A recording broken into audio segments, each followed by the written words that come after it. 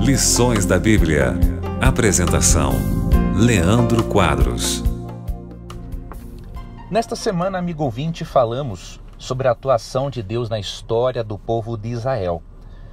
E eu achei por bem nós comentarmos um assunto que tem a ver com a doutrina da dupla predestinação. Por quê? Existem muitos irmãos sinceros que creem na dupla predestinação. Ou seja, que Deus predestina algumas pessoas para se salvarem e outras para se perderem. E esta crença, obviamente, tem como pressuposto que Deus é totalmente soberano e atua na história humana da forma como Ele quer.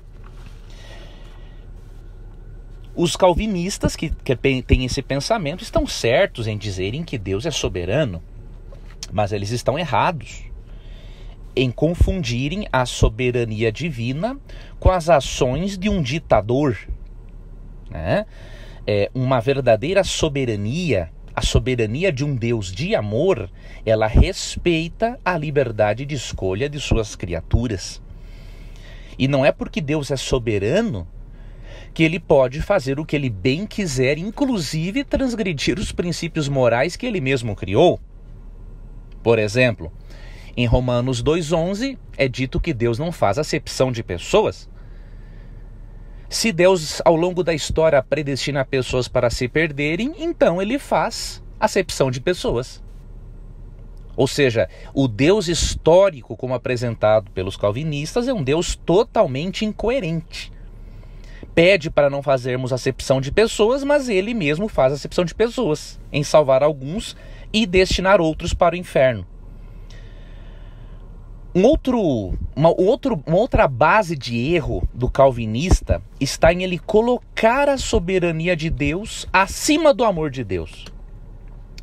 Quando ele coloca a soberania de Deus acima do seu amor, ele vê a Deus como um ser capaz de fazer o que ele bem entender, e se ele quiser predestinar alguns para a salvação, para a perdição, isso em nada escandaliza um calvinista.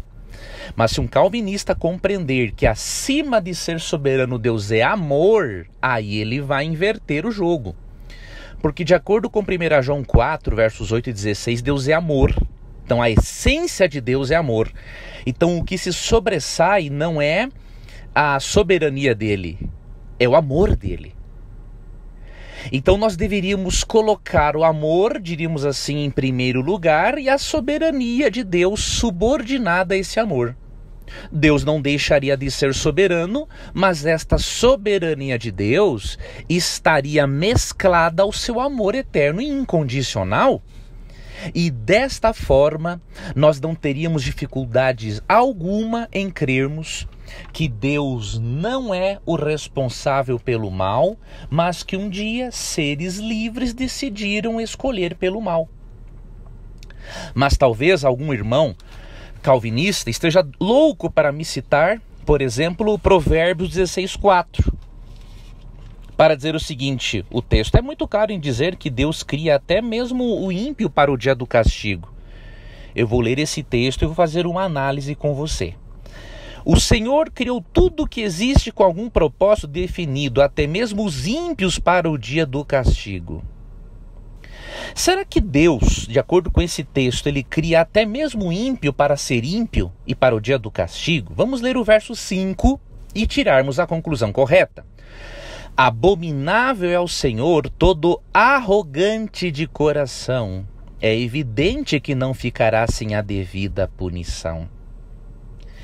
Quando o texto diz que Deus cria até o ímpio para o dia do castigo, ele não está dizendo que Deus faz uma pessoa ímpia, mas que até mesmo a impiedade do indivíduo contribui para que os propósitos de Deus sejam realizados. Não foi a predestinação de Deus que o tornou ímpio, por quê? Porque o verso 5 disse que é abominável ao Senhor todo arrogante de coração. Imagine Deus abominar o arrogante de coração e predestinar pessoas que sejam arrogantes de coração. Só se fosse um Deus esquizofrênico com sérios problemas de personalidade. Ele odeia certo tipo de pecado, mas ele cria pessoas para praticarem o mal que ele mais odeia que elas pratiquem. Definitivamente, O Deus dos calvinistas não é o Deus bíblico. Não estou com isso questionando a sinceridade dos nossos irmãos calvinistas. Eu gosto muito da teologia calvinista, uma teologia, por exemplo, que apresenta aspectos do plano da salvação de uma forma muito abrangente, apresenta aspectos sobre a doutrina da lei, da santificação de uma forma muito abrangente. Mas temos que reconhecer que o Deus do calvinismo, que supostamente cria a dupla predestinação, não é o Deus bíblico. Até porque deveríamos também interpretar Provérbios 16:4, além de usarmos o contexto, como eu usei o verso 5, deveríamos interpretar com Ezequiel 18:32. O verso 32 é muito claro em dizer o seguinte: porquanto não tenho nenhum prazer na morte de quem quer que seja, afirma o Senhor Deus. Convertei-vos, pois, e vivei. Ou seja, de que modo um Deus que não tem prazer na morte de quem quer que seja, predestinaria ao inferno outras pessoas? Ele não tem prazer na morte das pessoas, mas ele predestina que as pessoas morram. Seria um Deus, amigo ouvinte, tão incoerente que seria melhor ser ateu do que acreditar num Deus desse. Então, se você é um calvinista, tenha muito cuidado com essa teologia da dupla predestinação. Você tem muitas coisas, muitas doutrinas excelentes que podem realmente continuar contribuindo para o seu crescimento espiritual e para a sua salvação em Cristo. Mas essa da dupla predestinação você precisa abandonar enquanto é tempo, porque ela está distorcendo a sua compreensão de Deus e do plano de salvação. Obrigado, amigo ouvinte, por sua companhia no Lições da Bíblia desta semana. Amanhã daremos sequência ao nosso programa e vamos continuar aqui estudando o livro de Esdras e também o livro de Neemias. Um grande abraço e até amanhã.